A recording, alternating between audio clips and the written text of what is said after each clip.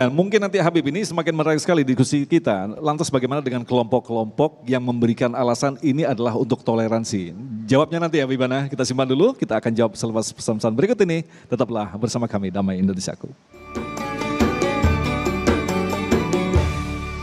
Baik, terima kasih pemirsa Anda masih bersama kami Damai Indonesiaku. Dan sebelum kita lanjutkan pertanyaan selanjutnya akan disampaikan oleh Bapak Ardianto. Barangkali Habibana bisa melengkapi tentang alasan tadi bagaimana dengan alasan toleransi agar kita bisa menikah beda agama. Baik, bismillahirrahmanirrahim. Makasih Ustadz Agung dan juga para pemirsa yang dimuliakan Allah. Jadi saya berikan satu contoh.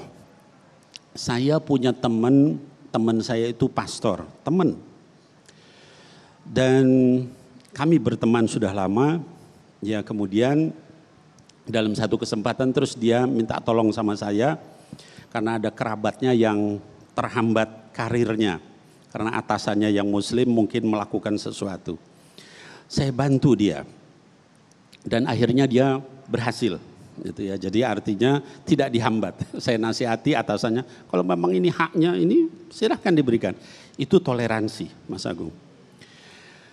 Berikutnya saya punya masalah dengan rumah saya.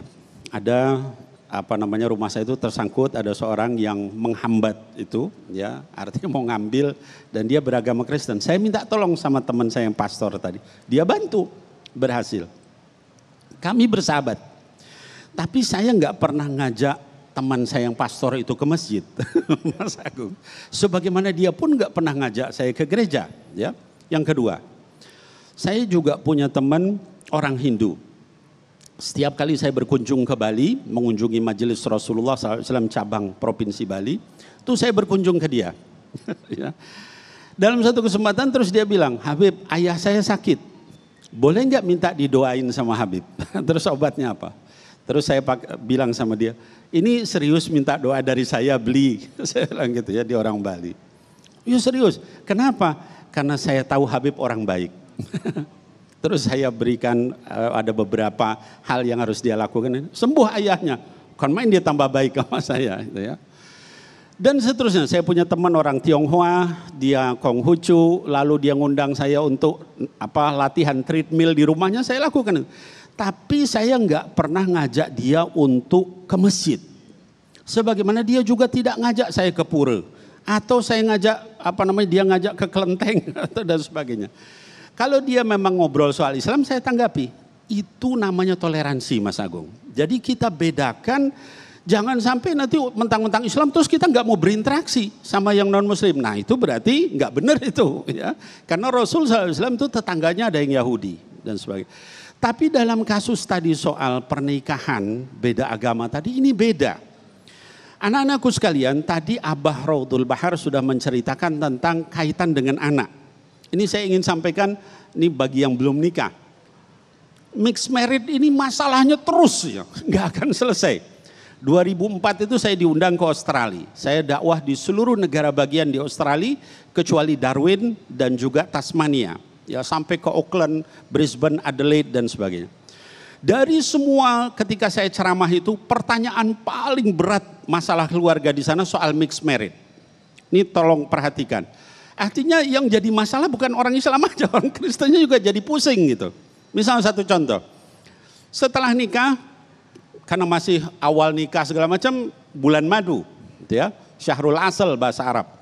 Nanti lama-lama Syahrul Basol, bulan bawang. Baru mulai kelihatan itu ada hal-hal yang gak pas, kita menyesuaikan. Kebiasaan di keluarga non-muslim itu kalau ulang tahun ada wine. Kemudian sekali dua kali dia nolak. Gitu kan, gak boleh dong. Setelah sekian tahun terus pasangannya bilang, bisa gak kamu minum wine sekali aja, menghormatin keluarga saya. Kan jadi masalah akhirnya. Ya, dalam satu kesempatan yang lain, ini mixed marriage juga ngadu ke saya. Ibunya dari dari istrinya yang non muslim ini suka makan, makan babi panggang, gitu ya.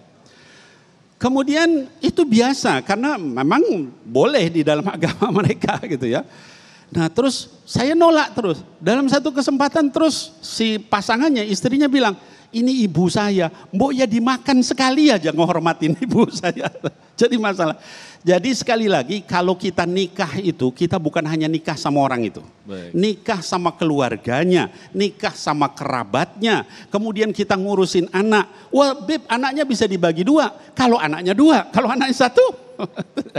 Jadi jangan kita dalam hal yang sudah seluruh agama menyepakati itu nggak boleh. Di Kristen nggak boleh, di Hindu juga nggak boleh. Di semua. Pokoknya satu agama, tiba-tiba kita merasa lebih pintar dari itu, akhirnya kita jadi masalah dan terus menerus sampai di kemudian hari. Wallahu a'lam Ustaz. Ternyata sangat pelik daripada yang kita bayangkan ya Habibana. Betul.